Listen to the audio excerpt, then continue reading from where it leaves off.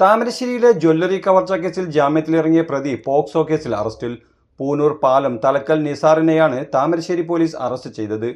പ്രായപൂർത്തിയാവാത്ത പെൺകുട്ടിയെ പ്രണയം നടിച്ച് ലൈംഗികമായി ഉപദ്രവിച്ചുവെന്ന പരാതിയിലാണ് അറസ്റ്റ്. താമരശ്ശേരി ഡിവൈഎസ്പി ഓഫീസിന് സമീപത്തെ ജ്വല്ലറിയുടെ ചുമർ തുരന്ന് 45 പവനോളം സ്വർണം കവർന്ന കേസിൽ നിസാറും സഹോദരൻ നവാഫും ഉൾപ്പെടെ 3 പേർ പിടിയിലായിരുന്നു. നവാഫിനെതിരെ നേരത്തെ മറ്റൊരു പോക്സോ കേസ് രജിസ്റ്റർ ചെയ്ത് വീണ്ടും റിമാൻഡ് ചെയ്തിരുന്നു. ജാമ്യത്തിലിറങ്ങിയതിന് പിന്നാലെയാണ് നിസാർ അറസ്റ്റിലായത്.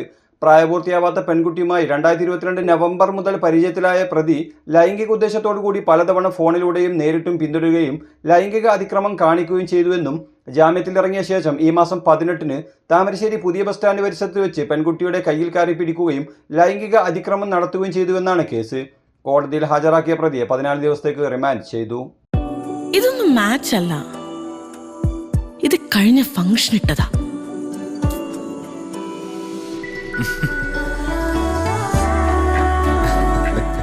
നിന്റെ ഇഷ്ടത്തിനുള്ള ആഭരണങ്ങൾ നമ്മുടെ ദിയ ഗോൾഡിലുണ്ട്. Diya golden diamonds, my jewellery, my identity.